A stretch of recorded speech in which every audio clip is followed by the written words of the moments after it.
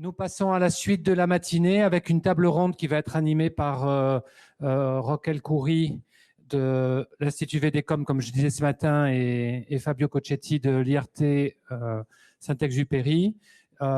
L'idée là est d'échanger avec des acteurs qui représentent les domaines applicatifs, de manière à avoir un peu on a eu le point de vue des gens des composants, on va avoir le point de vue des gens qui développent des nouvelles applications avec tous les enjeux qui sont liés en fait, de packaging, de fiabilité, etc. Donc je vous donne la parole. Merci beaucoup. Oui, donc bonjour à tous, à toutes et à tous. Donc Fabio Cocchetti, IRT Saint-Exupéry. La table ronde qu'on va voir dans les prochaines 90 minutes, c'est sur les perspectives d'application du GAN en tant qu'enabler de la transition énergétique. Donc c'est une table ronde qui est représentée par différents exposants de l'industrie française. Il s'agit de différentes filières et surtout différents positionnements par rapport à la chaîne de valeur. Donc, on est ravis d'avoir des représentants qui viennent de l'industrie de l'espace, de l'aéronautique, l'automotive, l'industriel. Et aussi, on aura le plaisir d'avoir Esté encore qui donnera la prospective industrielle côté composants. Je laisse Roch vous donner quelques mots par rapport à l'objectif du workshop. Roch, je t'en prie. Bonjour à toutes et à tous. Donc, effectivement, comme l'a dit Fabio, on va explorer un peu les aspects des applications et des GAN. Donc, actuellement, comme on a vu ce matin avec la présentation de nos collègues de Yole, que les chargeurs pour des applications grand public ont montré un peu les bénéfices que peuvent apporter les GAN en termes de compacité, de poids, d'efficience. Et on va regarder ensemble avec les acteurs de la transition énergétique l'effet que peut apporter l'adoption de cette technologie pour des applications grand volume. Et donc, sans avoir de restrictions sur les tensions, les puissances. Donc, on était sur quelques watts et là, on va passer un peu à des applications qui vont demander quelques dizaines, voire centaines de kilowatts. Et donc, on aura pour objectif dans cette table ronde d'explorer un peu les perspectives d'application des GAN en tant qu'enabler de cette transition énergétique. Et donc, l'intérêt des GAN étant déjà démontré pour les petites applications, voir comment ça va passer vers une échelle plus grande et être adopté et voir un peu quelles sont les opportunités et les risques que peuvent apporter les GAN en termes de puissance, en termes d'efficacité, de rendement, de packaging, de thermique et surtout de fiabilité pour permettre l'adoption par des industries telles que l'aéronautique, l'automobile et le spatial. Très bien, merci Roch. Donc, comme déjà évoqué, on a un panel plutôt riche. Nous sommes 5 intervenants avec 4 en présentiel et on a le plaisir d'avoir aussi Laurence Alliran-Vitesco Technology qui est avec nous. La régie, je ne sais pas si on peut vous confirmer qu'on a Laurence avec nous. Bonjour Laurence. Oui, bonjour, vous m'entendez? Et donc, je vais introduire les intervenants dans l'ordre d'arrivage, là, comme on l'a organisé. Petite puntualisation par rapport à la table ronde, se développera sur 2 volets. Un volet introductif où les intervenants présenteront leur point de vue et l'aspect, donc la perspective industrielle dont ils viennent. Et ensuite, on aura un débat, on aura 50 minutes ou quelque chose comme ça pour pouvoir échanger. Donc, l'importance de la table ronde et surtout de l'interaction avec le public. Donc, évidemment, on va animer avec Roch ce type de discussion, mais on vous invite à participer et que ce soit un échange riche à la fin de l'expérience. Merci. Donc, d'un point de vue des intervenants, donc on démarre avec le premier intervenant qu'on a dans la liste, que c'est Eric Moreau. Donc, Eric Moreau, voilà, merci, il est avec nous. Donc, Eric Moreau est Product Application Director et directeur de site sur Toulouse et l'Hexagon ST. Chaque intervenant, s'il vous plaît, faites 2 mots pour vous introduire, pour vous positionner dans votre société. Et la présentation sera envoyée par la régie. Merci. 5 minutes 10 max. Merci. 1, 2, 3. Alors, bonjour à toutes et bonjour à toutes. Tout d'abord, merci aux organisateurs, merci également donc à VDCOM, à l'IRT et à NanoElec. Donc, j'ai le plaisir en fait de vous présenter quelques planches pour essayer de résumer en quelque sorte ce que l'on peut voir sur les applications du GAN et en particulier sur le sujet en fait de la transition énergétique. Alors, tout d'abord, quelques chiffres. Donc, on a vu effectivement des chiffres ce matin. Donc, tout d'abord, ce qui est important à dire, au-delà effectivement d'où vient finalement la production d'électricité, c'est surtout de voir en fait quel est l'usage actuellement en fait de l'électricité et la partie importante en fait de l'électronique de puissance, ce que j'ai appelé en fait le management finalement des systèmes à travers en fait l'électronique de puissance. Donc, si on regarde en fait assez rapidement les chiffres, on voit déjà d'une part que globalement on est à peu près à 60%. 70% pardon, d'usage en fait de l'électricité dans l'électronique. Et la grosse partie en fait, et ça a été effectivement bien mentionné par Claire Troadec, c'est la partie en fait de tout ce qui est contrôle du moteur.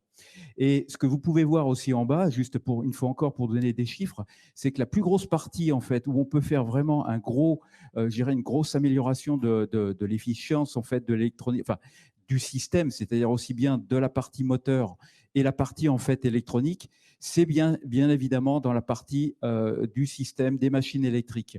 Et ces machines électriques, en fait, ce qu'il faut bien voir, c'est que globalement, la plupart en fait des systèmes sont des systèmes un peu traditionnels, c'est-à-dire que finalement, vous avez un moteur électrique qui est simplement alimenté directement en fait par une certaine distribution d'énergie. Et globalement, 10% aujourd'hui sont utilisés avec des systèmes électroniques. Autrement dit, avec des onduleurs, avec des variateurs de vitesse. Donc, la grosse en fait possibilité de vraiment faire un gain au niveau énergétique, c'est vraiment d'amener en fait les variateurs de vitesse sur les systèmes qui en ont besoin, qui permettent par exemple des convoyeurs, par exemple des compresseurs, des pompes ou des choses comme ça. Et en même temps, sur certains systèmes, d'utiliser l'avantage en fait de la réversibilité. En quelque sorte, lorsque vous faites un freinage d'un convoyeur, au lieu finalement de dissiper l'énergie dans une résistance, renvoyer en fait l'énergie tout simplement sur le réseau. Donc là, ça permet de faire un gain extrêmement important. Sur certains rapports en fait américains, ils parlaient à peu près de 15%. Maintenant, si on regarde globalement tout l'intérêt de l'électronique de puissance et en particulier du grand gap, qu'il soit SiC ou GaN, effectivement, on retombe sur des chiffres à peu près de 3 à 5%. Alors maintenant, d'où vient finalement ce gain ? Ce gain, comme il a été expliqué ce matin, il vient en fait des composants grand gap et il vient tout simplement qu'une puce électronique va être beaucoup plus petite qu'une puce silicium.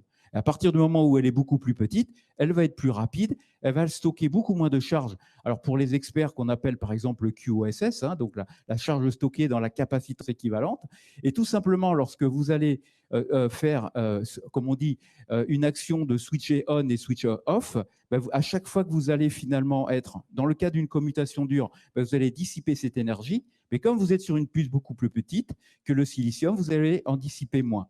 Ça, c'est une première approche.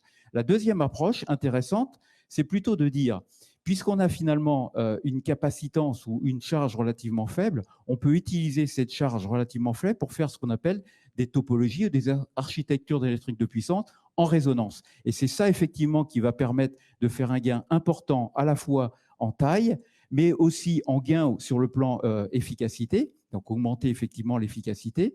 Et ça va permettre effectivement de participer à la transition énergétique. Alors, comme vous pouvez le voir sur le tableau à droite, quelques chiffres qui sont quand même annoncés. On peut avoir, grâce au grand gap, des gains qui vont effectivement de diviser par 2 les pertes actuelles en silicium. On va voir effectivement aussi des fréquences qui vont augmenter de l'ordre de 3 à 5. Donc, ça veut dire que l'élément de stockage, qui soit capacitif ou éventuellement galvanique, il va effectivement diminuer d'autant. Et puis, bien évidemment, tout ceci va permettre d'avoir en fait un poids ou une taille beaucoup plus faible et donc de participer en quelque sorte à ce que les Américains appellent le user experience dans le cas, par exemple, des chargeurs. Donc, par exemple, Claire Troadec ce matin a effectivement montré d'une manière évidente, je dirais aujourd'hui, l'intérêt finalement du GaN pour les chargeurs. Alors, effectivement, on arrive à mettre 65 watts, 100 watts dans un équivalent de chargeur actuel qui est à peu près de l'ordre de 15 ou 27 watts.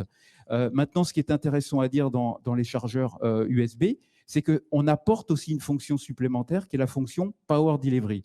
C'est-à-dire, au lieu d'avoir juste une seule tension qui est fournie à travers le chargeur, on arrive maintenant, grâce à un protocole qu'on appelle le protocole Power Delivery, donc à permettre d'avoir finalement une tension qui peut varier de 5 volts jusqu'à 20 volts.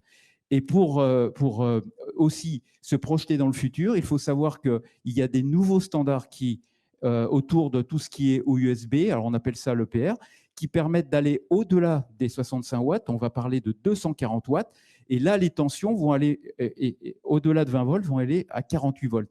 Donc, du coup, vous voyez que l'intégration finalement des technologies ou des solutions GaN dans les applications grand public vont autoriser finalement de toucher davantage d'applications. Donc ça, c'est ce qui est en train de se passer. Beaucoup d'acteurs en fait du semi-conducteur sont présents, nous sommes présents et nous travaillons également maintenant sur l'augmentation de la puissance, d'avoir des composants qui soient beaucoup plus adaptés, je dirais, pour des puissances de l'ordre de kilowatts ou plus. Donc, par exemple, tout ce qui est alimentation pour les data servers, qu'ils soient en fait les data centers ou les datacom 5G. Donc là, l'intérêt, c'est d'effectivement d'avoir des topologies du type totem pole. Alors l'intérêt d'utiliser des grands gaps pour le totem pole, il est relativement simple, c'est que ça permet finalement, grâce au fait que les puces sont extrêmement faibles et qu'il n'y a pas en quelque sorte de temps de recouvrement et de charge de recouvrement, d'avoir des applications qui permettent de à la fois monter en efficacité. On parle par exemple sur des applications du type PFC à être de l'ordre de 99,2 ou 99,3%, pratiquement 1% de plus que des PFC traditionnels en silicium. Après, bien évidemment, ce qu'on projette, c'est l'automobile. Bon, bah là, on a effectivement une présentation un peu plus tard. Donc là, je laisserai effectivement partager toutes les avancées au niveau automobile. Mais sachez qu'effectivement, ST travaille sur des solutions où, à ce moment-là, la partie technologie front-end du type GaN est présente, mais aussi packaging. Parce que sans effectivement le package approprié, il est quand même difficile, même si les pertes sont relativement faibles, il y en a encore et il faut effectivement dissiper les calories. Maintenant, si on se projette beaucoup plus loin, il est clair que, comme le silicium, on a vu des évolutions en l'espace de 20 ans sur ces technologies silicium. On a vu effectivement les plaquettes de silicium passer de 6 pouces jusqu'à du 12 pouces et voire plus peut-être. Et bien, le GaN fera exactement la même chose. Alors, le GaN, il va essayer de challenger quoi? Peut-être un existant, mais aussi peut-être des choses qu'on ne sait pas aujourd'hui. Et effectivement, si on regarde les tendances, monter en tension, monter en courant, et puis, comme on le disait tout à l'heure, des nouvelles topologies vont être effectivement utilisées. On va avoir peut-être des approches qui seront beaucoup plus distribuées que ce qu'on voit aujourd'hui. Aujourd'hui, on a des gros power modules. Peut-être qu'on n'a peut-être pas besoin de ça dans le futur. Il suffit simplement d'avoir des modules adaptés, optimisés et qu'on va distribuer, par exemple, soit autour d'un moteur, soit effectivement, si on prend un robot, par exemple, vous avez plein de petits moteurs. Il suffit simplement d'avoir le bon module avec la bonne, je dirais, la bonne spécification. Et ceci permettra à ce moment-là d'avoir des systèmes qui sont optimisés et finalement de faire quoi? De changer, on va dire, le paradigme actuel qu'on connaît quand on est ingénieur de puissance, où on joue avec quoi? On joue avec la densité de puissance, on joue avec l'efficacité et puis on essaye d'avoir un coût système qui soit approprié.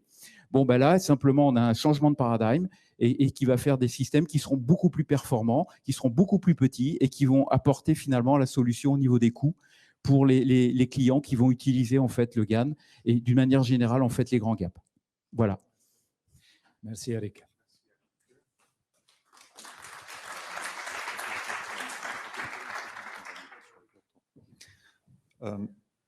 Donc, notre prochaine participante à cette table ronde, Madame Laurence Aliran, qui nous rejoint en visio, donc de Vitesco, qui est Component Specialist, Active ICs, Wideband Gaps and Supply Security. Laurence? Bonjour, est-ce que vous m'entendez bien? Très bien. Bonjour, alors bonjour à tous et à toutes, ou à toutes et à tous. Donc je travaille chez Vitesco Technologies et donc je suis en charge des composants Wideband Gap pour toutes les applications Vitesco. Donc on peut passer à la première slide s'il vous plaît. Alors dans cette première slide, j'ai essayé de résumer les opportunités qu'offre le GaN pour les applications automotives. Donc une slide assez générale et je pense que ça va reprendre beaucoup d'informations qui ont déjà été présentées ce matin par les différents intervenants. Donc, le principal, enfin, un des principaux bénéfices que le GAN peut apporter, c'est évidemment de minimiser les pertes. Parce que les pertes, par définition, c'est tout ce qu'on ne veut pas. On consomme de la batterie, on consomme du temps de vie des composants et du système. Donc, tout ce qui peut tout ce qui peut minimiser les pertes est bon à prendre. Et donc, le GAN permet cette diminution des pertes avec des fréquences d'utilisation qui sont plus importantes. Même si je pourrais apporter quand même un bémol sur, on va dire, tous ces rêves de fréquences ou de haute fréquence avec le GAN, en tout cas pour des applications automotives. On a quand même une contrainte qui est importante, voire très importante, avec les problèmes d'EMC, donc de compatibilité électromagnétique, qui fait que ça semble aujourd'hui difficile de rêver à du mégahertz ou même de frôler du mégahertz. Donc là, on a des contraintes électromagnétiques qui font que l'augmentation des puissances, des fréquences qu'on va pouvoir appliquer sur un système automotive ne va certainement pas être du même ordre que ce que peut faire le consumer, par exemple. Mais il n'en reste pas moins que par rapport à des systèmes utilisant d'autres technologies, le GAN va permettre d'augmenter ces fréquences et donc évidemment de réduire les pertes. Et donc, qui dit réduire les pertes, dit aussi qu'on va pouvoir faire des produits plus compacts, avec un coût système plus efficace. Et du coup, les produits compacts, donc plus légers, donc aussi un coût système pour la voiture, pour la batterie, plus efficace. Donc c'est un système, c'est un cercle vertueux que le GAN permet d'enclencher. Donc évidemment, le but de ce cercle vertueux, c'est d'augmenter l'efficacité de la voiture électrique et notamment du nombre de kilomètres qu'on peut rouler et de diminuer en fait la fréquence de recharge et même les temps de recharge. Alors en termes de développement, donc nous avons déjà des développements avec du GAN sur des DC-DC 400 volts et sur les on-board chargers. Donc ça, c'est des produits qui sont actuellement déjà en développement avec des solutions GAN. Et avec, on va dire, pour le futur, on target aussi des applications inverteurs. Donc aujourd'hui, ça reste des développements qui sont pour le moment des développements de concept, alors que sur les DC-DC et sur les on-board chargers, on a déjà des produits on va dire, actifs qui tournent avec du GAN. Ces applications GAN, on le voit aussi sur du SiC. On l'a appliqué chez nous, chez Vitesco, et je pense que ça va se reproduire aussi sur du GAN. Ça passe par des partenariats entre donc des tiers 1, c'est-à-dire des équipementiers automobiles, et des fournisseurs de GAN. Ça a été le cas aussi sur du SiC. Donc nous avons lancé déjà un partenariat, on va en lancer un deuxième, et on voit dans ce marché beaucoup de partenariats qui se construisent entre des fournisseurs de GAN, de SiC, et des équipementiers ou même des constructeurs automobiles. C'est quelque chose qui, sur les silicium, était, on va dire, peut-être moins fréquent que ce qui se passe sur les composants wide bandgap. Si on va sur la deuxième slide, s'il vous plaît, voilà. Donc, bien sûr, le GAN apporte des opportunités, mais aujourd'hui, le GAN en reste avec beaucoup de challenges à lever. Donc, le premier, il est, on va dire, le plus grand aujourd'hui, et notamment pour l'industrie automotive, c'est le niveau qualité et le niveau fiabilité. Il est clair que pour des applications automobiles, et on est tous conducteurs d'une voiture, on s'attend à ce que la voiture démarre, qu'elle ait du GAN, du SiC ou du silicium sous le capot. Donc je pense qu'il n'y a aucun acteur automobile qui va accepter une dégradation de la qualité dans l'automobile sous prétexte qu'on a du GAN ou du wide bandgap qui améliore les systèmes. Donc cette question de la fiabilité et de la qualité est cruciale pour l'implémentation du GAN dans les applications automotives. Et donc on peut Aujourd'hui, il reste à lever ces questions. Quels sont les failure modes? Est-ce qu'on les connaît tous? Quels sont les facteurs d'accélération pour les calculs de mission profile? Quel est le niveau de défectivité extrinsèque? Donc ça, on a mis des dizaines d'années à arriver à des niveaux très bons sur le silicium. Le GaN va devoir atteindre ces niveaux-là de qualité extrinsèque, on va dire, en très peu de temps, si on veut avoir l'opportunité de pouvoir les monter sur des applications automotives. Ensuite, le deuxième point qui reste à régler, c'est la question du standard de qualification pour un produit automotive. Donc, on a des standards qui existent depuis longtemps sur le silicium, sur le GaN. On a aujourd'hui pas grand-chose. Chaque fournisseur a son propre plan de qualification, avec ses propres tests, avec ses propres setups. C'est très difficile de comparer les performances, c'est très difficile de comparer les performances en termes électriques, mais aussi en termes de fiabilité de chaque solution qui est offerte. Donc c'est un point qu'il va falloir adresser rapidement si on veut aussi déployer ces solutions GaN pour l'automobile. Le troisième point, concerne le package. Alors, on l'a entendu ce matin,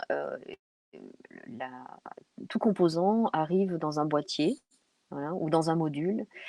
Et en tout cas, dans l'industrie automobile, on va dire on a une très forte demande de standardisation de boîtiers pour pouvoir faire ce qu'on appelle du double source ou du triple source. Alors, c'est une question qui peut paraître, on va dire, un peu triviale quand on est excité comme ça par une nouvelle technologie. Mais aujourd'hui, on le voit, on est en pleine crise des semi-conducteurs, on est en pleine crise d'approvisionnement. Et croyez-moi, aujourd'hui, d'avoir des solutions avec plusieurs fournisseurs disponibles sur les mêmes références, c'est ce qui permet aujourd'hui, ce qui nous sauve la vie, et ce qui sauve la vie à toute l'industrie pour pouvoir continuer à livrer des composants et des voitures. Et donc aujourd'hui, pour le GaN, on est très loin de ça. On a des variétés de solutions package qui sont toutes différentes. Alors évidemment, les packages GaN ont des spécificités, ont des contraintes, notamment en termes de parasites, d'inductance parasite. Mais on va dire l'extension du GaN à une très forte échelle automotive va passer par une standardisation package pour qu'on puisse aussi activer des solutions qui sont double source. Sinon, ça va être un risque constant d'approvisionnement sur ces solutions GaN.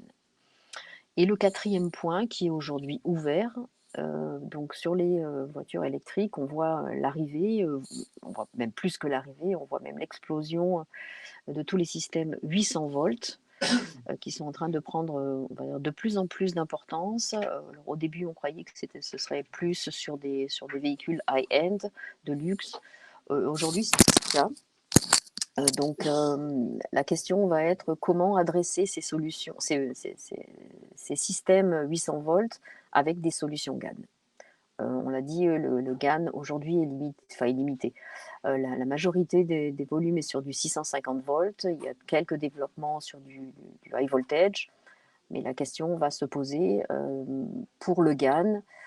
Sinon, il y aura une large partie on va dire, du business automobile qui ne va pas pouvoir être adressée par les solutions GaN si on n'arrive pas à résoudre cette question. Voilà, j'ai terminé. Merci. Merci beaucoup, Laurence. Donc,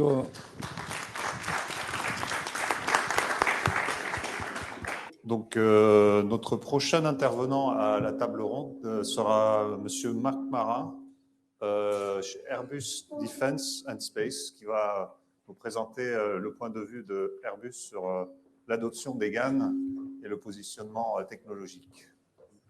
Marc. Merci. C'est le vert, d'accord. Bonjour à toutes, bonjour à tous. Merci aux organisateurs de me donner la possibilité de présenter la position du spatial. J'anime l'équipe ingénierie composants et radiation au sein d'Airbus Defence and Space France. Et pour tout vous dire, dans le spatial, on travaille depuis pas mal de temps, enfin on essaie d'apprivoiser le GaN depuis pas mal de temps sur nos applications. Pourquoi? Alors, les intervenants en ont parlé en long, en large et en travers. Ça a beaucoup de potentialités, beaucoup d'avantages par rapport au MOSFET silicium. Notamment, on va gagner en rendement, en volume, en masse, donc en densité de puissance. Et comment cela va se traduire dans nos applications? Eh bien, j'ai pris 2 exemples ici d'équipements que nous réalisons, des équipements de conditionnement de puissance pour la tuyère électrique, propulsion plasmique, et les équipements de conditionnement de puissance du générateur solaire, donc ce qui va permettre d'alimenter tout le satellite en puissance. Eh bien, on voit qu'on a des gains en masse d'à peu près 20%, en volume 35%, densité de puissance, je crois qu'on gagne un facteur 2,5 de densité de puissance. Pour adresser quel type de marché aujourd'hui? Aujourd'hui, essentiellement des marchés qu'on appelle New Space ou Next Space, donc je dirais le marché du spatial de l'avenir, où on cherche à utiliser de plus en plus de composants commerciaux, mais pas que, aussi le marché plus traditionnel du spatial, du high-rail, qui peut aujourd'hui nous poser quelques difficultés, on le verra après.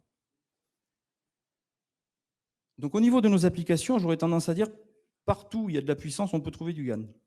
J'aurais tendance à dire ça. Donc on peut catégoriser nos applications en 4 catégories qui vont être catégorisées par la tension d'utilisation des composants. Donc on part du 200 volts pour la propulsion électrique et on va descendre jusqu'à des tensions de plus en plus basses pour réaliser donc des modules de distribution de puissance plus proches de l'application. J'ai ici aussi mentionné quelques chiffres. Donc on va balayer la gamme de puissance de quelques centaines de watts à quelques centaines de kilowatts. Dans des modes de commutation différents, hard switching, soft switching, selon les applications. J'ai aussi, et je viens de me rendre compte qu'il y a un chiffre qui a disparu dans la présentation, indiqué les caractéristiques désirées des composants. Par exemple, pour la propulsion plasmique, c'est plutôt du 200 volts ou 300 volts dératé qu'on cherche à utiliser, avec donc des caractéristiques, notamment en RDS-on, qui sont relativement importantes. Quel type de solution nous souhaitons mettre en œuvre dans ces applications-là? Alors, bien sûr, des solutions discrètes, partout, mais aussi nous sommes intéressés par les solutions intégrées. Donc, on va avoir effectivement l'interrupteur de puissance, le GaNFET, associé à des drivers ou alors associé à une électronique intelligente. Aujourd'hui, qu'est-ce que nous utilisons comme type de composant de puissance GaN? Donc, essentiellement et uniquement des composants normally off. Aujourd'hui, ce sont des technos P-GaN qui sont utilisés dans nos applications. Donc, vous ferez très rapidement le lien entre la techno, le normally off et les fabricants que l'on peut utiliser.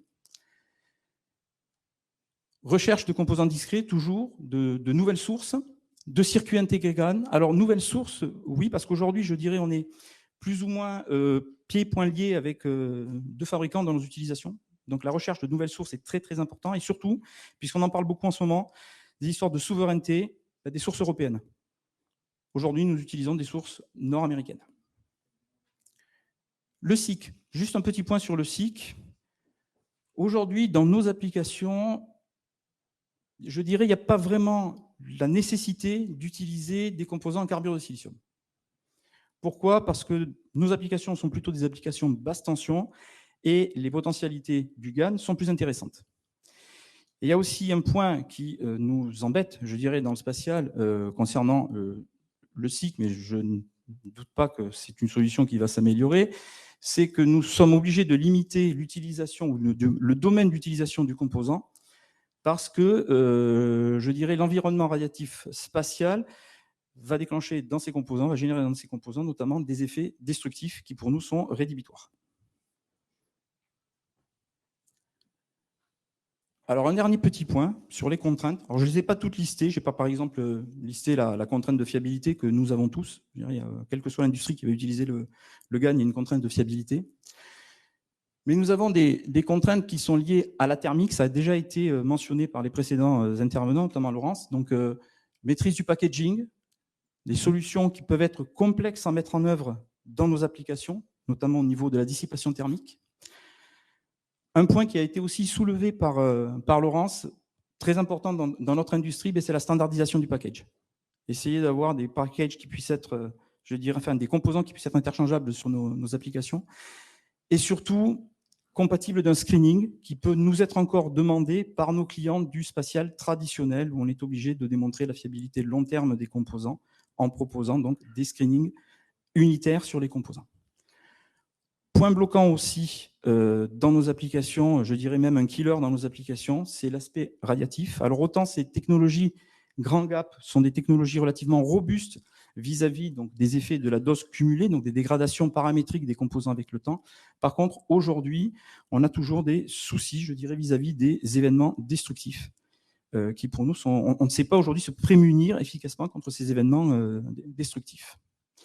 Dernier point aussi, qui est... Alors, ce n'est pas vraiment une contrainte, mais c'est quelque chose qui peut nous freiner, ou du moins freiner l'acceptation par nos clients de l'utilisation du GaN. C'est un point aussi qui a été relevé par Laurence sur le côté automotive, c'est l'absence de standards de qualification pour des applications IRL. Aujourd'hui, en fait, les standards existent pour le silicium, et la difficulté reste à aujourd'hui convaincre nos clients qu'avec une technologie aujourd'hui nouvelle, en l'absence d'un référentiel normatif sur lequel ils peuvent s'appuyer, eh bien, les convaincre à utiliser cette technologie. Et je crois que j'ai fini ma présentation. J'ai essayé de tenir l'objectif. Je vous remercie. Merci Marc. Merci Marc. Donc, le dernier intervenant de la table ronde, c'est M. Wang Miaoqing, Schneider Electronics and Advanced Power Electronic expert. So.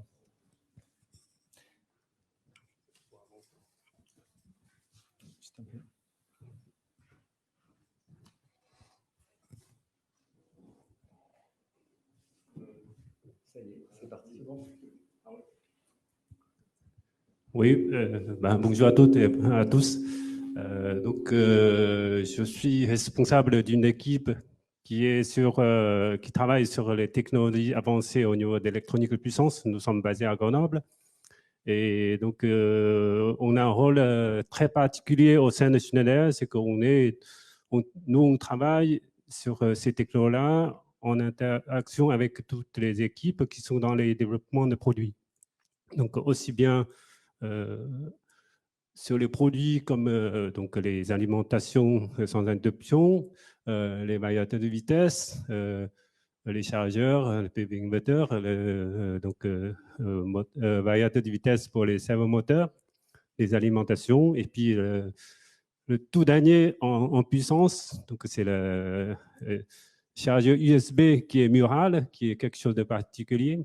Donc, on parle beaucoup de USB type C, donc, qui est en train d'arriver. Donc, sachant que Schneider, en 2021, le chiffre d'affaires avoisine 30 milliards d'euros, donc 29 exactement. Et donc, dans nos offres, donc, on a notamment les deux grosses parties de produits. Donc, il y a les alimentations sans interruption. Donc, c'est quelque chose qui est autour de 2 milliards d'euros. Et le deuxième, c'est les variateurs de vitesse. Donc, chaque fois, ça va, donc sur ces deux offres-là, la puissance, ça va de quelques centaines de watts jusqu'à mégawatts, ou même dans le cas de variateurs de vitesse moyenne tension, ça va à des dizaines de mégawatts. Donc, juste quelques éléments pour donc, illustrer quels sont les apports de composants grand gap, donc comme GaN et silicium. Évidemment, on en a beaucoup parlé de l'importance de rendement des convertisseurs, sauf qu'avec les années, on est arrivé quand même très proche de limite, parce que dans nos produits, on a déjà facilement 95, 96, 98. À un moment donné, on ne peut plus aller. C'est difficile d'aller gagner un petit point de pourcent. Et maintenant, ce qui se joue beaucoup, c'est la densité de puissance. Donc, voilà, c'est un exemple très concret une alimentation sans interruption de APC. Donc, c'était la marque qui est acquise par Schneider en 2007. Donc, en espèce de à peu près douzaine d'années, on est passé donc à une densité qui est mesurée en U. Donc, chaque U fait 4,44 cm. Donc, on passe à peu près de 13 cm de hauteur pour aller jusqu'à 4 cm de hauteur en très peu d'années. Et ça, c'est des produits qui vont aller dans les data centers avec des serveurs. Donc, dans les data centers, UPS, on va dire que c'est un mal nécessaire, mais l'espace utile, c'est pour les serveurs. Donc, on a intérêt vraiment à gagner sur les volumes occupés par les UPS. Donc, juste pour montrer quels sont les potentiels, donc sur les mêmes photos, pour comprendre la lecture, donc j'ai mis un peu en italique tout ce qui est potentiel, donc il y en a beaucoup, et que ce qu'on a vraiment commencé, c'est sur les UPS. Il y a déjà des SiC qui sont utilisés, donc le produit que je vous ai montré, c'est avec les SiC.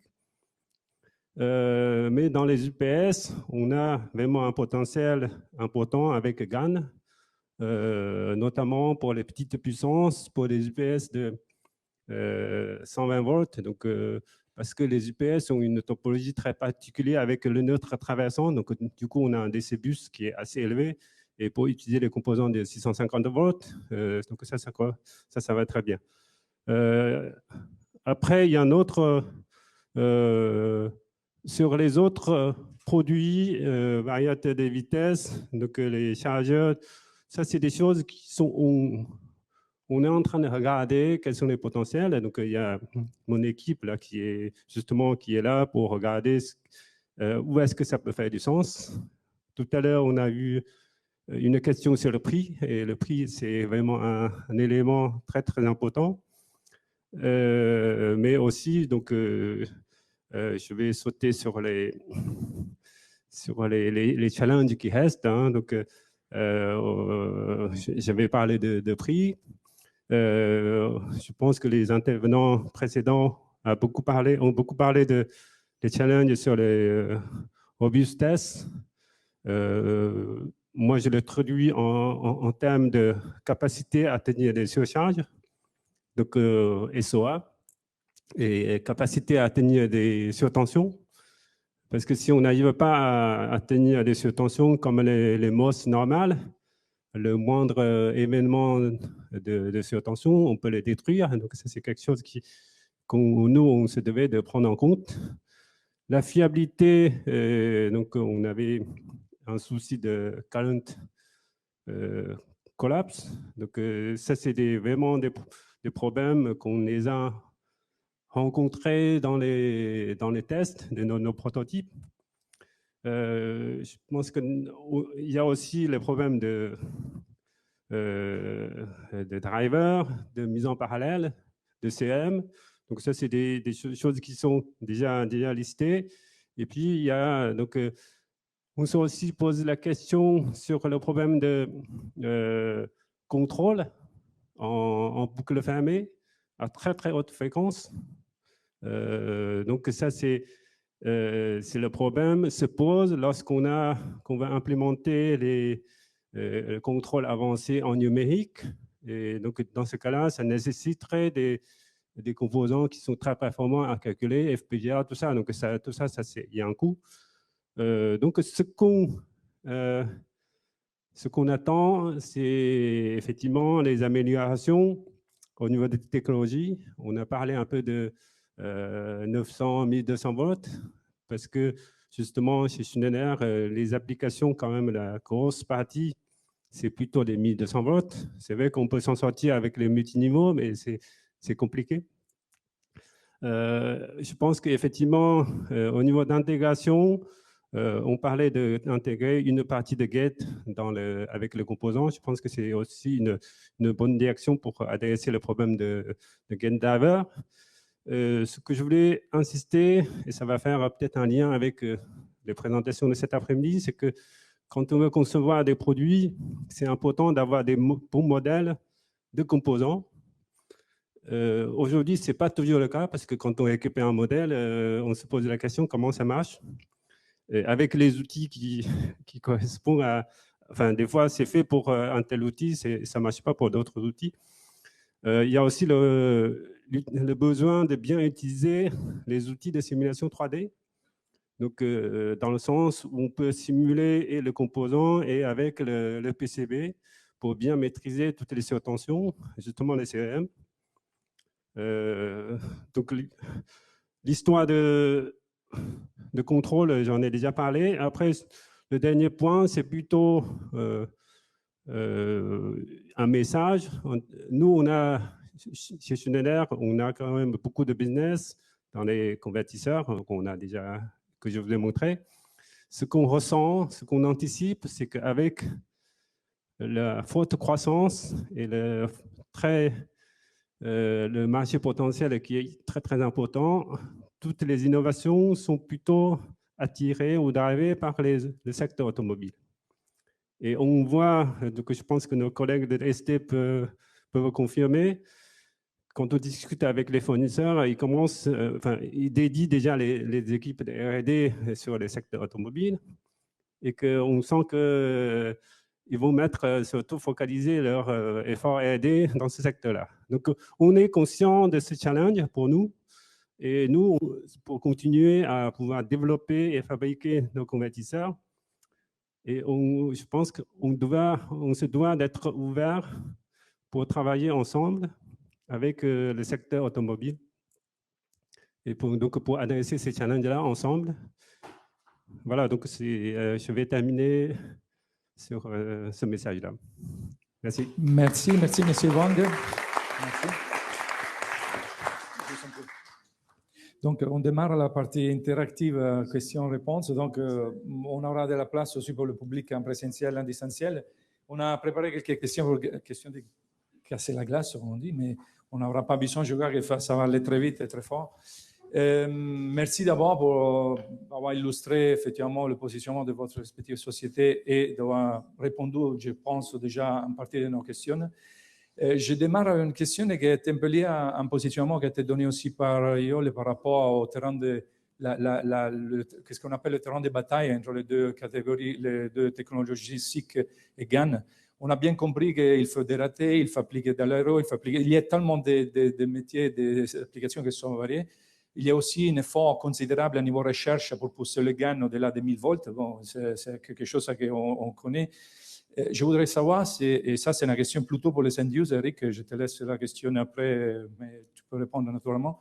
Par rapport à la frontière, est-ce que vous explorez, on a évoqué effectivement le GaN pour l'application spécifique, dans la démarche de votre société, est-ce qu'il y a de la place, de la réflexion à quelque chose qui est différent ou vous positionnez à la frontière? C'est déjà... Donc, je démarre avec Marc, tu as déjà fixé un peu le... Et surtout, tu as parlé de derating, que pour moi, c'est très important comme sujet. Oui, parce que bon, le derating, c'est juste pour signaler que dans le spatial, on ne peut pas utiliser un composant au max de ses capacités. On est obligé de dérater les conditions d'utilisation. Il y a aussi, effectivement, tu parlais de la frontière au niveau des applications, mais je pense que je donnerai après la parole à Lucien qui me regarde. Pour les histoires de frontières, c'est vrai que je dirais au niveau spatial, on est encore dans des domaines de tension relativement faibles. Même si on nous demande d'augmenter, je dirais, la tension d'utilisation de notamment des équipements de propulsion plasmique, mais on reste à des valeurs, je dirais, inférieures à 500-600 volts d'utilisation. Donc aujourd'hui, c'est vraiment le GaN qui est visé. Carbure de silicium, pas encore. Et je pense pas, sauf erreur, peut-être que Lucien commentera plus, qu'on souhaite aller au-delà ou qu'on ait besoin d'aller au-delà en termes de tension. Tu veux rajouter quelque chose, Lucien? Apparemment, tu as déjà tout dit, donc merci Marc. Mais de rien. Monsieur Miao. Ça marche là. Oui, je l'ai déjà un peu dit, donc la frontière entre SiC et GaN, d'abord il y a la puissance, ensuite il y a la tension. Donc, aujourd'hui, le GaN est resté jusqu'à 650 volts et on commence à voir les 900 et entendre les 1200 volts. il y en a qui parlent. Donc, il y a la tension, ensuite il y a la puissance. Donc, SIC est très bien positionné pour aller sur les grosses puissances. Et les GAN, pour le moment, on parle encore de mise en parallèle, des difficultés. Et puis le troisième, peut-être c'est ça qui va faire la différence, c'est le prix. Le SIC, on a le sentiment que le prix a du mal à descendre. Et GAN, on parle quand même de potentiel d'atteindre la parité. Donc, à un moment donné, le prix peut faire la différence. Merci. Jean-Sylvia, je te laisse. Tu veux compléter ou après passer la parole à Laurence? Lady last cette fois, mais on va arriver, Laurence. On arrive. Oui, non. Du coup, je vais dans le même sens que M. Wang. Du coup, oui, effectivement, on va plutôt limiter les technos, plutôt mettre la frontière en fonction des capacités des composants aujourd'hui en termes de niveau de tension et de puissance. Donc, on va être à peu près dans les mêmes eaux, enfin dans les mêmes niveaux ou les mêmes limitations. Donc, le GaN va être potentiellement utilisé lorsqu'on aura besoin de monter en tension. Ça va mettre des contraintes sur la mise en série ou parallèle des composants et en puissance. Alors que le SiC aujourd'hui, naturellement, est taillé pour ça, mais il y aura bien sûr pour l'industrialisation derrière le côté coût qui va entrer en compte. Mais aujourd'hui, de toute façon, enfin, on va dire, pour nous, ce qui peut aussi être déterminant, ce qui va être déterminant sur certaines applications déjà aussi bien aéro que spatiales, c'est le comportement, donc à l'environnement, donc qui va faire que naturellement pour le spatial, le GaN va être un bon candidat. Je partage le même avis que M. Moreau, du coup, que le SiC qui va être un peu moins sollicité ou moins intéressant dans ces applications-là, mais pour le spatial, pour l'aéro, en plus forte puissance, là il est plutôt envisagé. Mais en termes de fiabilité, le GaN a encore plus de temps, enfin de travail, de chemin à faire. Voilà. Merci Jean-Sylvia. Laurence?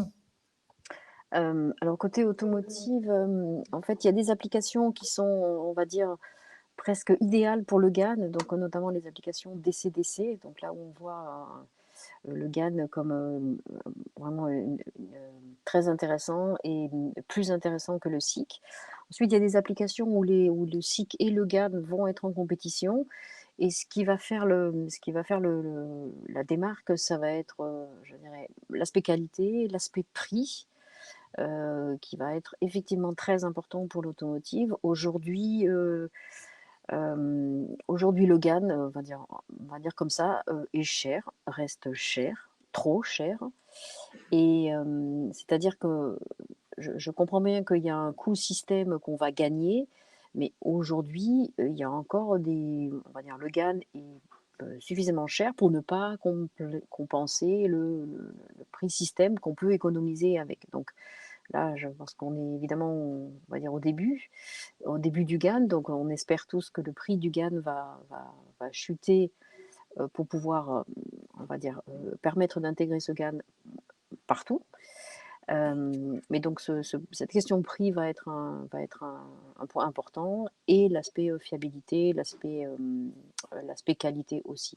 Donc il y a des applications où clairement le GaN et le SiC seront en compétition. Il y a des applications où le GaN va dominer parce qu'il est intrinsèquement mieux, on va dire mieux conçu pour les applications notamment DC-DC, et pour les applications, on va dire, forte puissance type traction.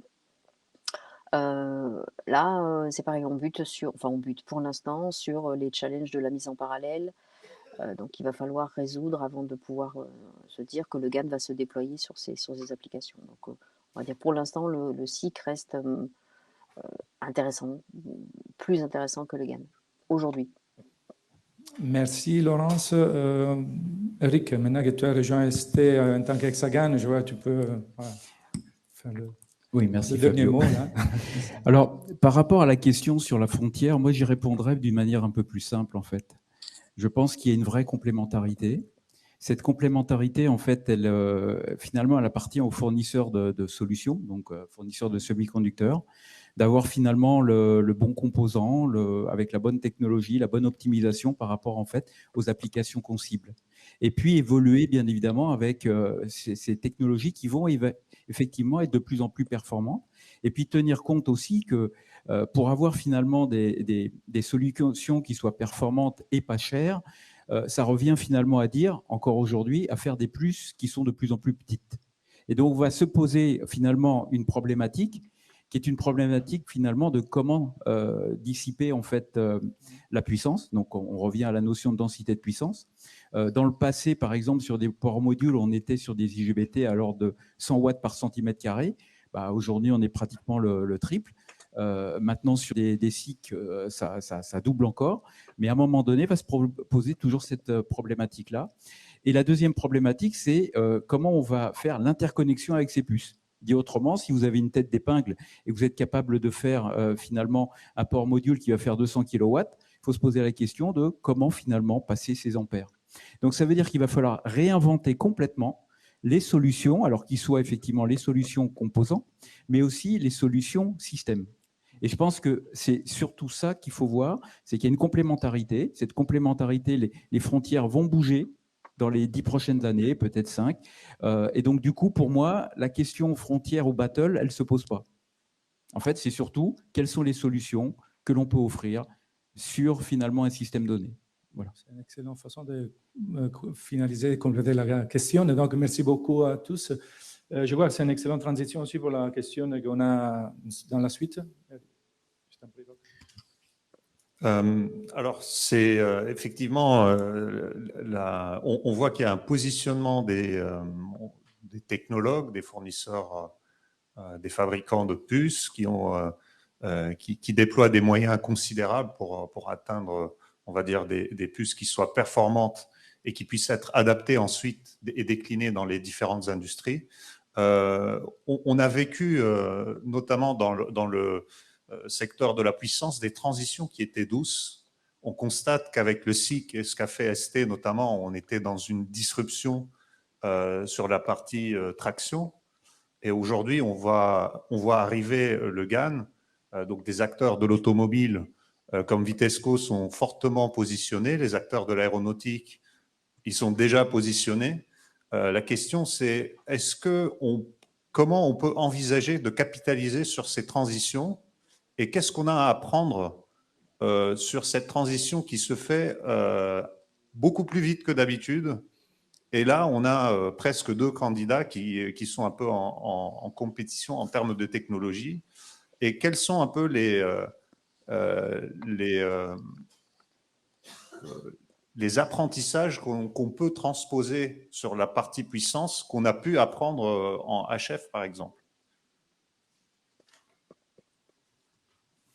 Alors, très bonne question.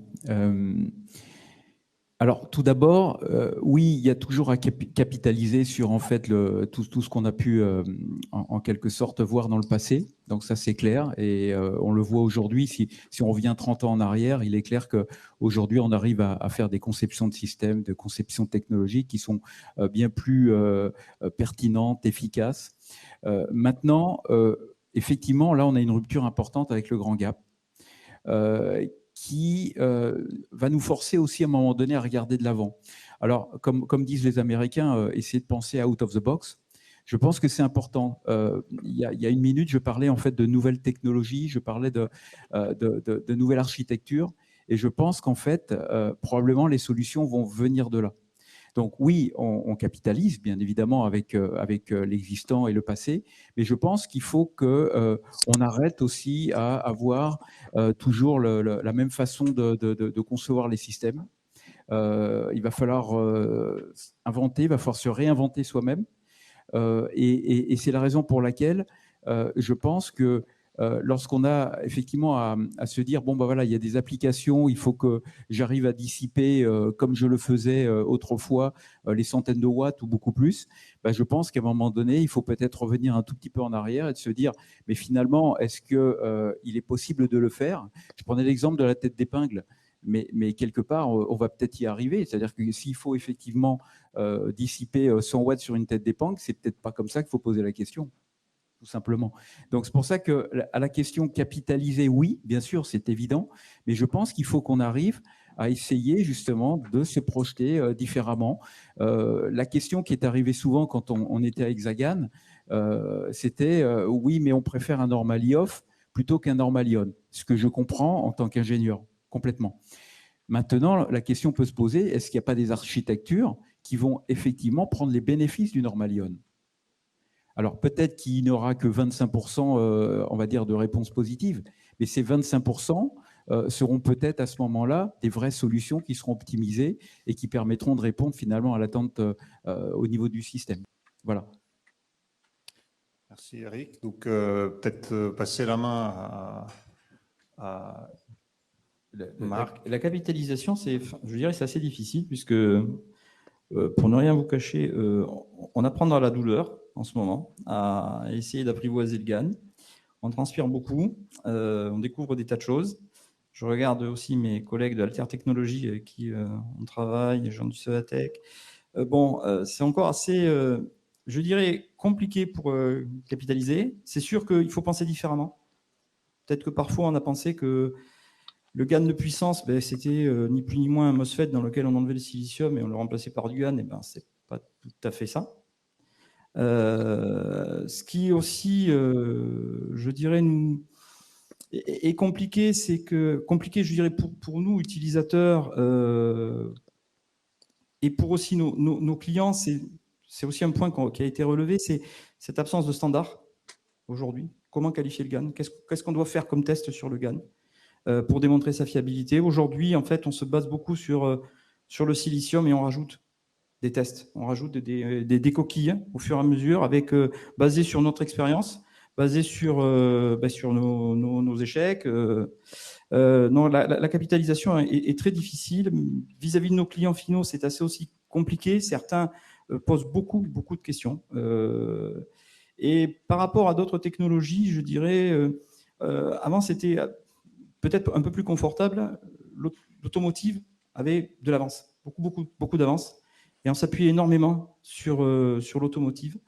Là, aujourd'hui, j'ai l'impression que même si l'automotive a toujours de l'avance, elle est un peu plus réduite, je me trompe sans doute, mais elle est un peu plus réduite.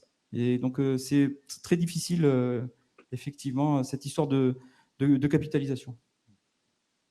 Merci pour la transition. Je vais peut-être redonner la main à Laurence. Oui, alors c'est une très bonne question parce que la capitalisation, c'est vraiment le credo de l'automobile, je dirais. Vraiment, l'automobile s'est construit sa qualité sur la capitalisation, les lessons learned. Donc, c'est vraiment notre credo. Et je suis tout à fait d'accord avec le commentaire d'Eric. Je pense que, en fait, il y a pas mal d'ingénieurs qui ont vu le wideband gap, on va dire le GaN et le SiC, comme voilà, un silicium en mieux, on va dire, et qui rêvait en gros de remplacer le MOS silicium dans son boîtier le même. Vraiment, ce serait encore mieux le rêve. Et après, à la limite qu'il y ait dedans un SiC, un GaN, il se disait pourvu que ça rentre dans le même boîtier. Et donc ça, voilà, parce que l'industrie aime les choses établies. L'industrie automobile, pardon, aime les choses établies. Donc c'était le rêve. Et par contre, je pense que là, effectivement, c'est une erreur. Et je rejoins tout à fait son commentaire. Il va falloir, on va dire, sortir de la zone de confort pour se dire non, ce n'est pas un silicium un peu mieux. C'est vraiment quelque chose de différent qu'il va falloir apprivoiser, on va dire, dans son ensemble. Ensuite, la deuxième difficulté pour l'automobile, c'est que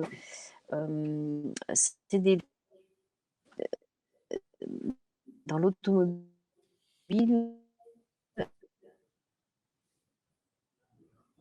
on a quelques difficultés de liaison avec Laurence. On pourrait peut-être, on peut peut-être passer la main. La question sur la capitalisation et ces transitions qui se font. Donc, vous présentiez tout à l'heure sur les slides un peu un positionnement entre SiC que vous avez déjà engagé dans cette transformation. Comment vous voyez les choses venir pour cette deuxième étape? Donc, vous disiez que l'automobile, c'est quelque chose sur lequel on a l'habitude de se baser parce qu'il y a cet aspect volume aussi, l'adoption et les exigences. Qu'est-ce que vous pensez de ce point-là?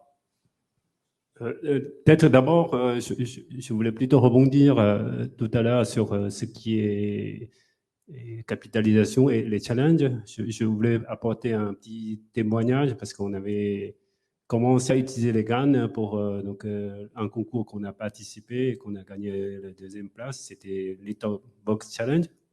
Donc, c'était il y a quelques années. On avait commencé par mettre 3 GAN en parallèle. Et donc, avec mes collègues, on teste. Et finalement, dès qu'on met sous tension, ça casse. Et on commence à mettre les sondes sur les gates de bas d'en haut. Ben, du coup, c'est empire. Parce que le problème de mettre une sonde, ben, déjà, ça amène beaucoup de parasites. Donc, tout le problème, avec du recul, c'est d'avoir des outils de modélisation et de simulation qui va bien pour adresser tous les problèmes d'interaction entre donc les commutations, autoperturbations et le routage et les gate drivers. Donc le problème n'est pas encore résolu, mais je pense qu'il y a vraiment, faut changer d'outils et au niveau de simulation, modélisation et au niveau de mesure. Parce que mettre une sonde même isolée, et on peut casser un proto sans le savoir, sans raison. Et en fait, tout ce qu'on mesure n'est pas forcément ce qui est sur le circuit. Donc, il y a plein de parasites qui arrivent. Donc, il y a effectivement des nouvelles sondes qui arrivent avec un lien opto, tout ça. Donc, ça, c'est quelque chose qui va bien. Maintenant, peut-être pour revenir... moi, mon point, c'était il y a la capitalisation sur les connaissances et puis il y a aussi les outils qui vont avec. Pour répondre tout à l'heure à votre question sur l'automobile, je disais qu'on sent que peut-être automobile, le vente d'automobile a doublé par 2 de véhicules électriques en 2021, entre 2021 et 2020, c'est doublé, c'est multiplié par 2. Donc après, on parle de croissance quand même de moyenne de 20%, alors que dans l'industrie, c'est bon an, mal an, 3-4%. Donc c'est en train de dépasser en termes de volume de conducteurs, de semi-conducteurs de puissance par rapport à ce qui est utilisé dans le secteur industriel. Donc, nous, on voit qu'il y a beaucoup d'innovations dans le packaging, dans le refroidissement,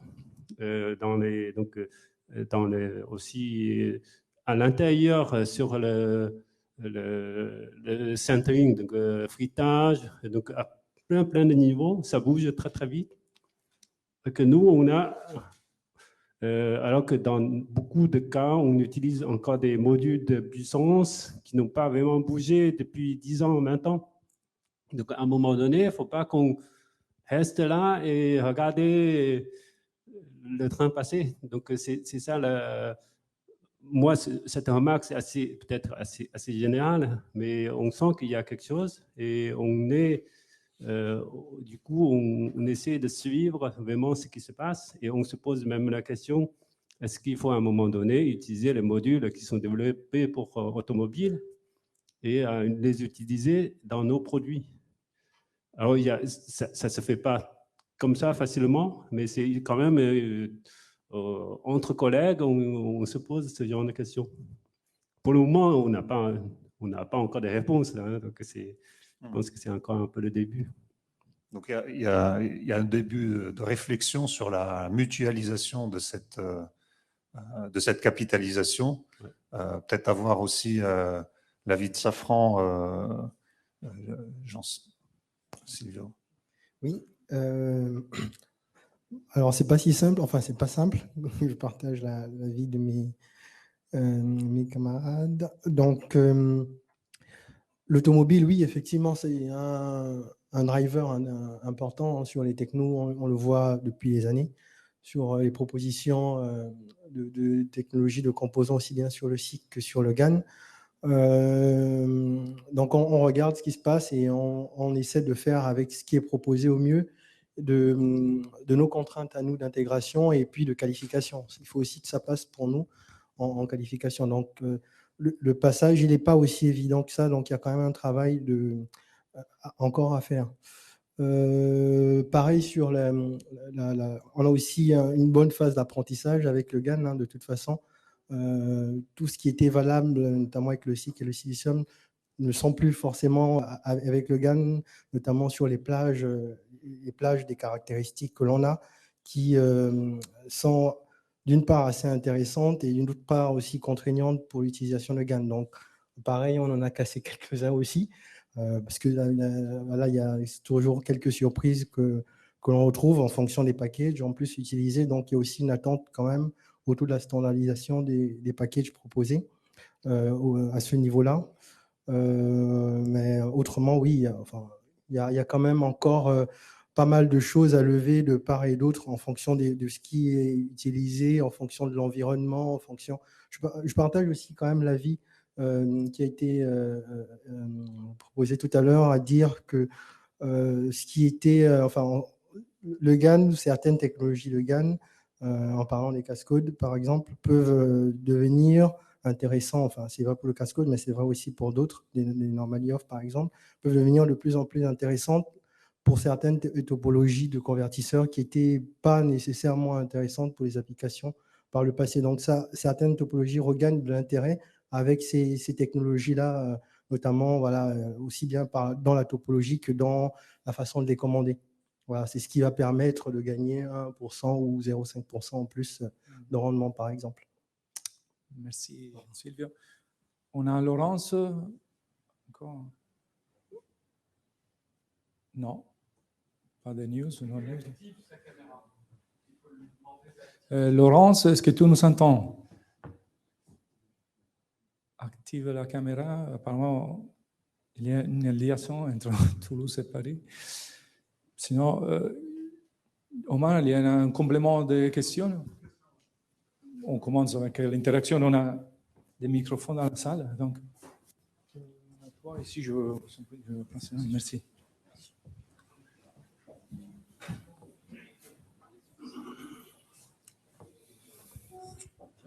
Bonjour à tous. Merci pour vos interventions. Marchiani, Alter Technologies France. Là, je sens quand même qu'il y a un petit consensus comme quoi, le rêve idéal, comme quoi on va prendre un GaN qui va influencer un silicium. Tout le monde a dépassé un peu ce rêve, même dans les applications. Et du coup, toute l'idée d'avoir du normally off dès le début, c'était pour que l'application soit au plus proche de ce qu'on connaît déjà avec le silicium et les mêmes applications. Du coup, j'aimerais savoir quels sont encore les seuls verrous qui peuvent faire qu'on puisse toujours pas admettre du normally on, quitte à tout changer dans l'application, parce que là, on sait très bien qu'on va le faire. Et là, dans ce cas-là, si on part sur de normally on, par exemple, on peut capitaliser sur ce qu'on a déjà sur le RF, où il y a des années et des années de travail sur le GaN en RF là-dessus. Merci. Question ouverte. Donc, je pense qu'Eric, tu avais commencé à donner un bout de réponse tout à l'heure. Donc, si tu... Alors, je vais essayer aussi d'y répondre, parce que c'est une très bonne question. En fait, c'est là où il faut se réinventer, effectivement. En fait, ce qui se passe, c'est que les 10 dernières années, quand on a commencé à travailler sur le GaN, donc même avant Hexagan, hein, là je parle de Freescale, effectivement, on avait une logique qui était une logique qui était d'utiliser, comme il a été dit, des transistors qui sont normally off. À partir de ce moment-là, il est évident qu'une cellule de commutation qui est souvent un demi-pont, lorsqu'il est directement connecté en fait au bulk, enfin donc à la tension, une haute tension, bon bah évidemment, on ne peut pas imaginer d'utiliser des transistors qui sont normally on, c'est-à-dire qui finalement, lorsqu'on vient uniquement commencer à mettre la tension en quelque sorte, hein, faire un power up, faire qu'à un moment donné, on va avoir un vrai court-circuit. Bon, ça effectivement, c'était le point de départ. Maintenant, comme je viens de le dire, c'est sur une topologie tout à fait classique. Il y a quelques années, le CEA a réalisé en fait un PFC avec des puces normally on, qui a permis aussi d'avoir des rendements de 99 points quelque chose, et qui a pu finalement utiliser des composants normally on et pas des normally off. Donc, les choses sont faisables. Après, je vais effectivement, l'idée était d'avoir finalement une alimentation extrêmement rapide lors de la montée de cette alimentation pour pouvoir mettre les Normalion off. Donc, rien de savant ici. Mais c'était possible. Et c'est possible. Voilà, c'est juste un exemple. Et je suis persuadé qu'il peut y en avoir plein d'autres. Et surtout, si on commence à se projeter dans des architectures résonantes. Merci Eric. Voilà. Des compléments de la part des autres intervenants? Enfin, je parle là sous contrôle de Lucien, parce que c'est lui le grand designer, le grand gourou, mais je pense qu'il y a aussi des contraintes, des modes de panne à gérer. Et je ne sais pas si Lucien, tu as plus d'informations là-dessus, sur les modes de panne. Je pense qu'un Normally off, c'est peut-être plus facile à gérer en termes de mode de panne qu'un Normally on. Voilà.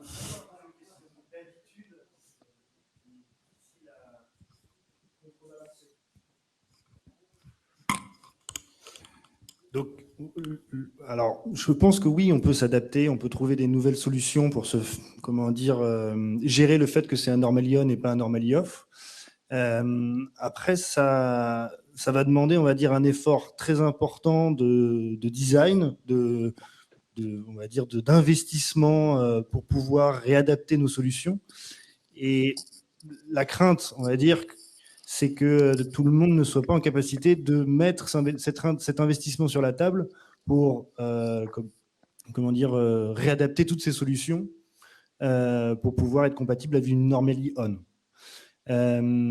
Après, tout va dépendre. Si on arrive à montrer que du Normally on est bien plus compétitif et nous permet, avec des solutions de design, de gagner sur tout plein d'aspects par rapport au Normally off, pourquoi pas? Nous, notre crainte en tant que, on va dire, designer ou industrie pour l'implémenter aussi, c'est que il faut qu'il y ait un consensus entre tous les utilisateurs se disant « Ok, le Normally on, tout le monde, on est d'accord. » On a eu cette réflexion, nous, en interne, de se dire pourquoi ne pas aller sur du Normally on au tout début, quand on travaillait sur le GAN, et on s'est un petit peu plutôt rangé vers le consensus de l'ensemble de la communauté de designers, à dire on va rester sur du Normally off parce que c'est ça qui va driver l'industrie, ça va être ça qui va driver les demandes au niveau industrie des composants. Et donc, même si le Normally on est arrivé avant, le Normally off va le supplanter par le fait que c'est beaucoup plus commode à implémenter et ainsi de suite. Alors, oui, tout à fait. Peut-être la réponse, en fait, elle est relativement simple. Alors, j'ai répondu effectivement à la question Normally on, Normally off, puisque c'était la question.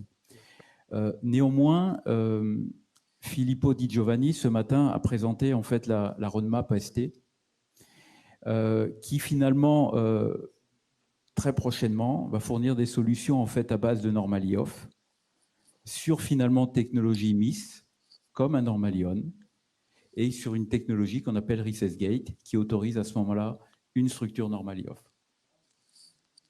Donc je dirais que l'avantage que l'on peut avoir ou qu'on pourrait avoir sur du Normally off, allez, on va le dire comme ça, les désavantages qu'on pourrait avoir en fait sur du Pagan, finalement, à la fin, on a une solution qui est optimisée par rapport aux problématiques et aussi aux améliorations qu'on voit aujourd'hui à travers en fait le Recess Gate. Voilà. Merci Eric. Donc on a à nouveau Laurence. Laurence, peut-être compléter tes propos de tout à l'heure. C'est à toi. Alors, sur la question du Normally on ou du Normally off, en fait... C'était plutôt, excusez-moi, tu étais interrompu par rapport à la question sur la capitalisation. Oui, alors, capitalisation. Je pense que vous avez eu le premier point. Le deuxième point par rapport à la capitalisation, et je dirais plus le deuxième point par rapport à l'accélération des développements. Ça aussi, c'est un gros challenge pour l'industrie automobile. Comme je disais, l'industrie automobile est une industrie plutôt, on va dire, lente par rapport à d'autres industries qui travaillent avec des choses établies. Et quand on parle on va dire, du développement, on va dire du composant, et qu'on arrive au développement de la voiture, il se passe des années, des années, des années. Je pense qu'il y a d'autres industries comme ça. Et en fait, pour l'instant, sur du silicium, on cherchait à avoir des choses établies, c'est-à-dire que le composant devait être, on va dire, mature avant d'avoir un produit système qui était mature pour arriver à une voiture qui était nouvelle. Et je pense que ça, l'arrivée du wide bandgap avec ces phases, on va dire, ces générations de composants qui arrivent tous les 1 an et demi, 2 ans, on a une nouvelle génération de composants avec des améliorations importantes. Ça va être un grand bouleversement, c'est-à-dire qu'il va falloir apprendre à travailler avec des choses qui sont moins, on va dire, pas moins développées, mais avec moins d'expérience, de façon plus rapide, plus réactive. Et ça va être aussi un challenge pour l'automobile dans l'utilisation de tous ces wide bandgap. Aujourd'hui, on voit bien qu'il faut suivre l'avancée des générations, sinon, en fait, on va dire les avantages de la nouvelle génération font que on est en retard si on reste avec des générations précédentes. Donc ça va être un challenge pour l'industrie automobile qui n'a pas vraiment l'habitude de travailler comme ça. Et Et après, par rapport au normally on voilà, et normally off, nous clairement, je pense que la question s'est posée très légèrement au début sur le normally on, ça avait vite été balayé, on va dire. Et je pense que, de notre point de vue, on va dire l'industrie du semi-conducteur va développer des solutions normally off, on va dire, avec tous les avantages qu'on peut en avoir. Je pense que c'est ça l'attente. Il n'y a pas vraiment eu de débat, savoir est-ce que vraiment le normally on, on pourrait regarder. Ça n'a jamais été très, on va dire, très intéressant pour nous, vu les problèmes de sécurité avec du normally on. merci Laurence. On peut passer à des questions du public. Donc, alors, dans l'ordre, je vois, était la rapidité a primé Mohamed. Vas-y, t'en prie. Bonjour tout le monde, je me présente Mohamed Ndiaye, je suis responsable des essais de fiabilité au CEVA. Moi, ma question va être portée par rapport à la défaillance, sur la maîtrise de la défaillance. Donc, on a vu qu'il y a des problématiques par rapport à la standardisation des qualifications. Si on vient et qu'on part à partir du fondeur, lui, qui va qualifier son produit et qui va faire des essais de vieillissement accélérés pour dire que mon produit, il peut être utilisé de cette manière, il y a cette place d'utilisation, et que le end-user regarde la place d'utilisation et se dit, c'est bon, ce produit peut être utilisé dans mon système. Maintenant, il vient l'aspect du profil de mission que le end-user va utiliser et qui pourrait engendrer des mécanismes de dégradation latente et qui peuvent être spécifiques à son utilisation.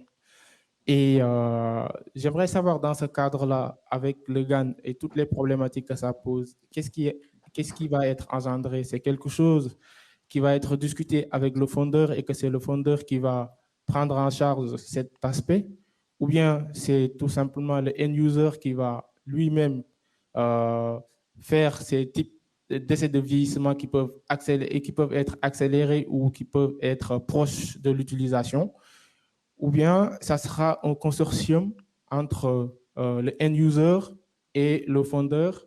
Et si tel est le cas, qu'il y a tous les domaines sont concernés, l'automobile, l'aéronautique ou bien l'aérospatial, où est-ce qu'on va mettre le curseur? Et est-ce que aussi, parce que ce matin, j'ai entendu que l'objectif, c'est dans les 2 ans de pouvoir intégrer ces produits-là. Est-ce que dans les 2 ans à venir, cette problématique peut être, y aurait-il une réponse qui peut rassurer les end-users par rapport à ça? C'est une longue question et donc on attend une réponse rapide, s'il vous plaît. Merci beaucoup. Voilà. J'aurais tendance à dire que la réponse, elle a été en fait effectivement partagée ce matin. C'est Ganret, tout simplement, qui prend effectivement la problématique en fait des deux côtés, c'est-à-dire côté effectivement technologique, c'est-à-dire tous les mécanismes de défaillance associés à une technologie lorsque cette technologie est stressée et les mécanismes sont accélérés de manière à ce qu'on puisse les observer.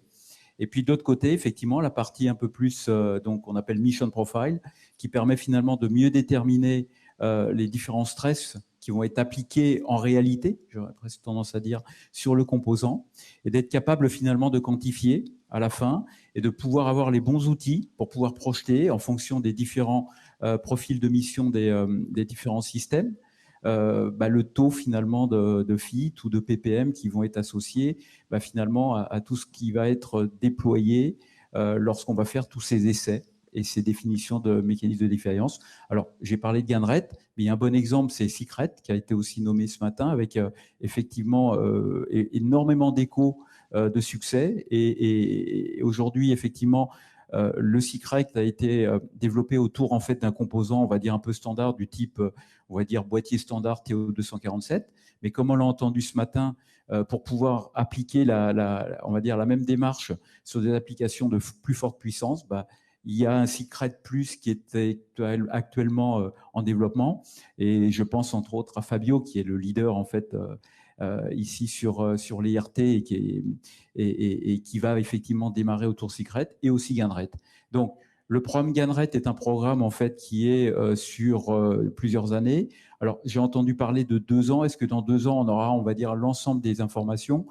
Alors, peut-être pas, mais on aura en tout cas beaucoup d'informations qui va nous autoriser en fait à être beaucoup plus confiants et quelque part à mieux appréhender, on va dire, les notions de risque qu'il peut y avoir dans différents systèmes. Voilà. Merci, Eric. Je vous en prie. Laurence, je prends un problème de caméra. Alors, pour répondre à la question, je pense que oui, il va falloir, de toute façon, on n'a pas le choix. On va dire, ces produits GAN, la question, c'est pas de savoir si on va peut-être ou pas, on va les utiliser, c'est sûr. Et on va les utiliser, on va dire, à l'échelle automotive rapidement. Donc, la question de est-ce que la fiabilité sera là, c'est une question que nous devons, c'est un impératif, résoudre, on va dire, dans les 2 ans à venir. Et donc, effectivement, c'est des programmes collectifs type GANRET. Il y a aussi des activités au point de vue ECPE pour répondre à ces questions. Je pense que l'industrie automobile a bien compris l'urgence de ces questions. Et c'est pour ça aussi qu'il y a ces partenariats qui sont montés entre les fabricants de semi-conducteurs et les industriels, parce que tout le monde a cette idée en tête, qualité, fiabilité. Et donc, en l'absence de standards, on va dire, on essaie de travailler directement avec la source de l'information, quelque part, pour répondre à la question, est-ce que le produit est fiable pour mettre dans mon application? Merci, Laurence. Donc, en l'absence de standards, je pense que ça va être un partage, on va dire, parce que ça m'étonnerait que d'ici 2 ans, on ait un standard disponible. Très bien. Il y a juste aussi un petit point que je voudrais aborder, désolé de prêcher pour ma paroisse, c'est l'aspect validation vis-à-vis des radiations dans l'environnement spatial. Il est clair qu'on aimerait bien effectivement que les fabricants adressent ce point. Ça nous simplifierait énormément la tâche, mais force est de constater que si ce n'est pas dans la stratégie des fabricants d'aborder ce point, on sera toujours, nous, contraints à réaliser cette validation, qualification vis-à-vis des radiations. Et on compte aussi beaucoup, on reboucle toujours sur GANRET pour adresser ce point-là. Ok, merci pour ce message d'optimisme.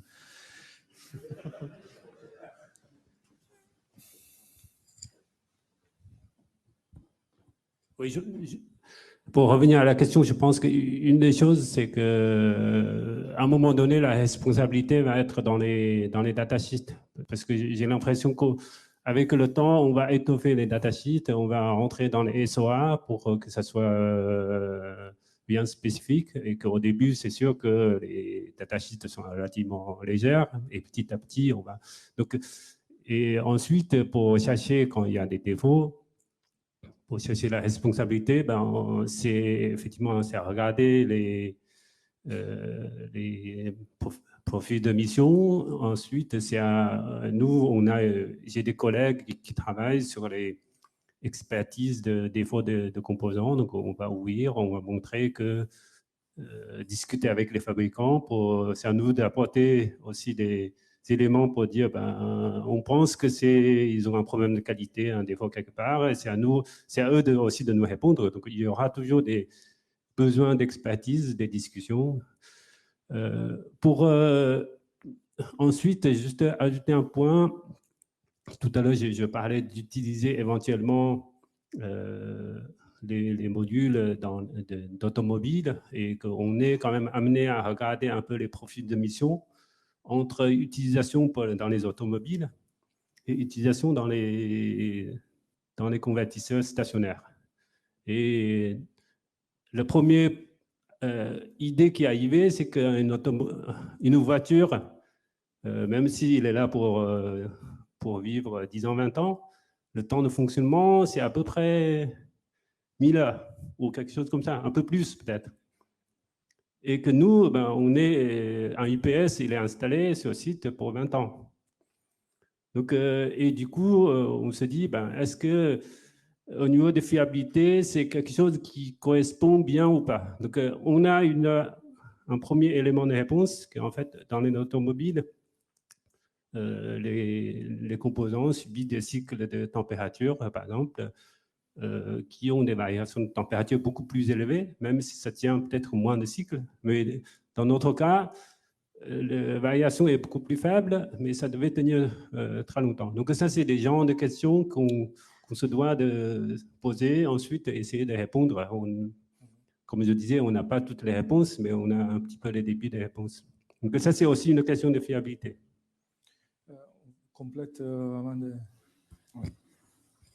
Merci. Alors oui, ça va être rapide de toute façon. Donc oui, c'est pas simple de toute façon de prendre en tant qu'end user ou acteur isolé toutes ces contraintes-là en compte. Et une des solutions, une des réponses, c'est celle qu'apporte Eric.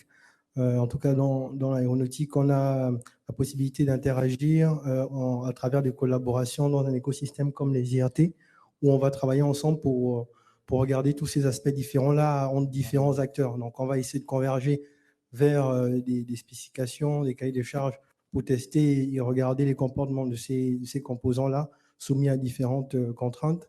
Et c'est un petit peu comme ça qu'on essaie d'avoir un certain cahier de charges qu'on construit de notre côté ou certaines caractéristiques du comportement de ces composants-là. Donc, pour notre part, on interagit aussi, on collabore dans Secret et Ganred pour ces raisons-là, essentiellement aussi. Merci, Jean-Sylvain. Dernier mot très rapidement, Eric. Oui, 20 secondes juste pour répondre à la partie effectivement industrielle et automobile. Il y a une convergence en fait qui existe. C'est celle en fait du chargeur. Lorsque le chargeur va être connecté en fait directement sur le réseau, il va être connecté, j'aurais presque tendance à dire, presque autant que le système industriel, l'UPS ou autre. Et les demandes en fait qu'on commence à avoir de plus en plus en fait de fiabilité, c'est plus 1000 heures, mais c'est quasiment 10 fois plus. Donc on va être obligé en fait de travailler sur ce sujet-là. Certes, le stress au niveau cycle thermique va être différent que dans une voiture, et tant mieux, ça va nous aider effectivement à être capable d'y répondre positivement. Mais je pense qu'il y a une vraie convergence qui va arriver en fait, même à travers l'automobile, vers le monde industriel. Voilà. Merci Eric. Oui, je suis tout à fait d'accord. C'est ce que je voulais. Vous m'entendez? Oui. Donc, nous avons la question qui a été posée par Christian dans le chat. Problème de base de multisourcing GAN. Donc, deux épitaxies SIC sont presque identiques. Deux épitaxies GAN issues de deux sources différentes sont très différentes. Alors, c'est une constatation qui demande un complément de commentaire sans doute.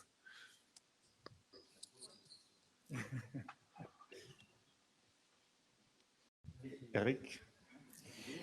Oui. Alors oui, on sait que la qualité finalement d'un composant GAN est issue. Donc ça, effectivement, ça a été dit ce matin, je crois, par Claire Croadec.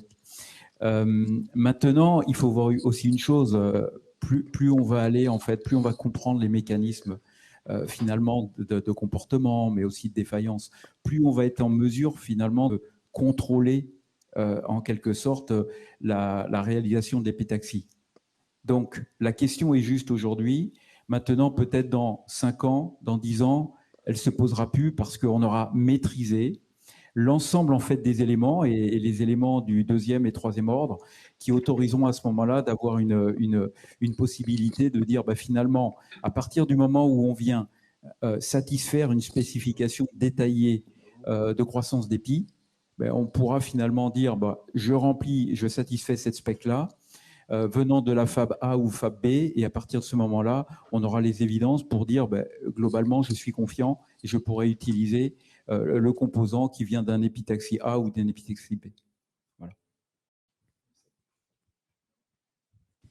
Alors, une seconde et une dernière question du chat. Êtes-vous prêt à faire un compromis sur la fréquence de commutation au bénéfice d'un boîtier standard, avec tout ce que ça peut entraîner comme contrainte sur la CEM et les pertes, notamment thermiques?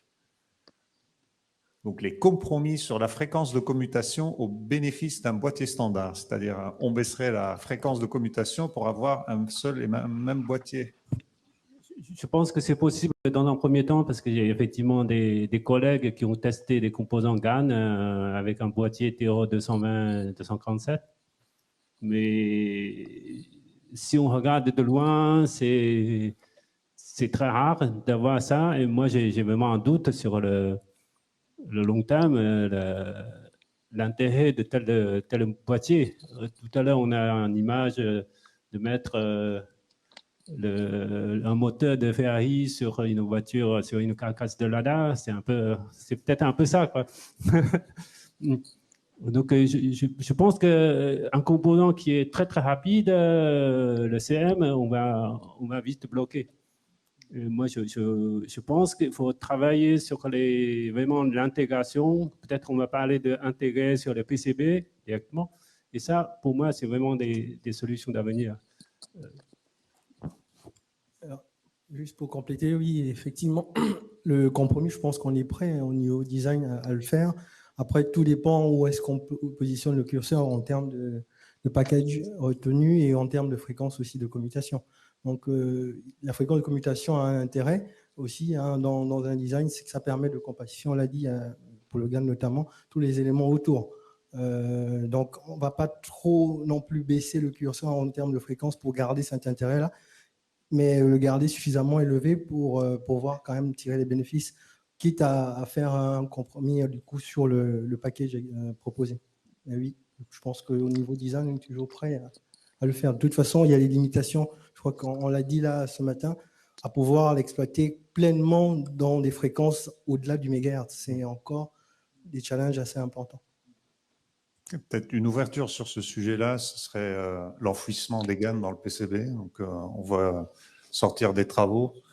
Mais voilà, on n'y est pas tout de suite.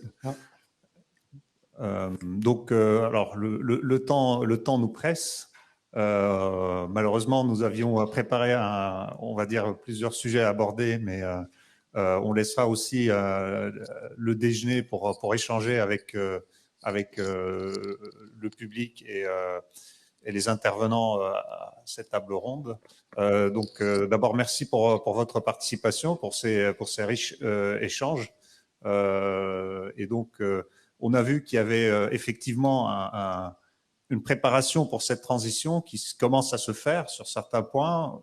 On a des perspectives sur le court-moyen terme, mais on a également des attentes fortes, on va dire, sur le long terme, avec des verrous à lever pour qu'on puisse prendre en compte un peu les opportunités qui nous sont offertes par le GaN. On constate également qu'en Europe, on a l'intégralité de la chaîne de valeur avec, qui va jusqu'à l'application depuis le semi-conducteur. Et dans ce type de projet, donc aujourd'hui, on est aussi réunis pour parler du programme. Donc, on voit aussi qu'on a réussi à mobiliser pour avoir un objet technologique qui nous permet d'aller de l'avant et peut-être dans la suite des présentations et dans la suite des actions également avec l'État, donc les représentants de l'ANR et le SGPI, on va voir que il y aurait peut-être aussi à aller plus loin sur la mutualisation des moyens pour accélérer cette transition et pour que ça se fasse d'une manière homogène et harmonisée depuis la fabrication des puces jusqu'au end-user avec toutes les problématiques qu'on a évoquées, que ce soit la thermique, la partie CEM et surtout la partie fiabilité. Peut-être un mot de la fin. Je rebondirai juste sur ces derniers mots pour dire que pendant la pause repas, il y a des posters qui adressent un certain nombre de verrous technologiques qui ont été adressés dans PowerGAN, qui couvrent les aspects matériaux et composants jusqu'aux aspects applicatifs et packaging, CEM. Ça sera l'occasion pour les gens de discuter un peu de ce qui se met en place, non seulement à travers PowerGAN, mais aussi dans la communauté. Donc n'hésitez pas à tourner autour des posters. Ils adressent finalement l'ensemble de la chaîne des composants. Merci à tous. Je te laisse peut-être le mot de la fin, Flavio. Merci, Hugues. Merci. D'ailleurs, j'en profite pour vous remercier, Nanolec, de nous avoir réunis ici avec VDCom, l'IRTEN Saint-Exupéry. Il y a 4 ans, on avait fait le premier PowerGAN, on était de l'autre côté. Aujourd'hui, on a une très belle expérience. Et effectivement, aujourd'hui, on est sur le PowerGAN, et c'est la maturation de la technologie. On a bien compris que les défis et les mots que je retiens, c'est standard de packaging, c'est l'aspect fiabilité. Il y a un aspect qu'on n'a pas trop traité, qui est le changement de paradigme. On l'a évoqué tout à l'heure, dans comment on va concevoir ces composants. Aujourd'hui, on sait que d'un point de vue d'expertise, Marc l'a évoqué, on parle de plus en plus des RF, des sujets qui fait des RF n'a jamais fait de la puissance switchée. Donc, il y a 2 mondes qui doivent se rencontrer. Si on veut exploiter le GAN à fond, il faut effectivement avoir un changement de paradigme aussi peut-être dans la formation de nos ingénieurs. Je crois que c'est un élément important et voilà, je me permets de le... Oui, c'est une question que j'avais, mais qu'on posera peut-être cet après-midi lors de la deuxième formation. On voit une technologie diffusante qui va se décliner, qui pose des problèmes de conception, de connaissance, d'analyse. Est-ce que finalement, est-ce qu'on a les gens formés pour adresser ce déploiement qui devrait aller en grandissant dans les années qui viennent? On pourra en parler cet après-midi. On aura Jean-Luc Chanin qui est du milieu des ingénieurs, qui aura des idées, je pense, sur le sujet.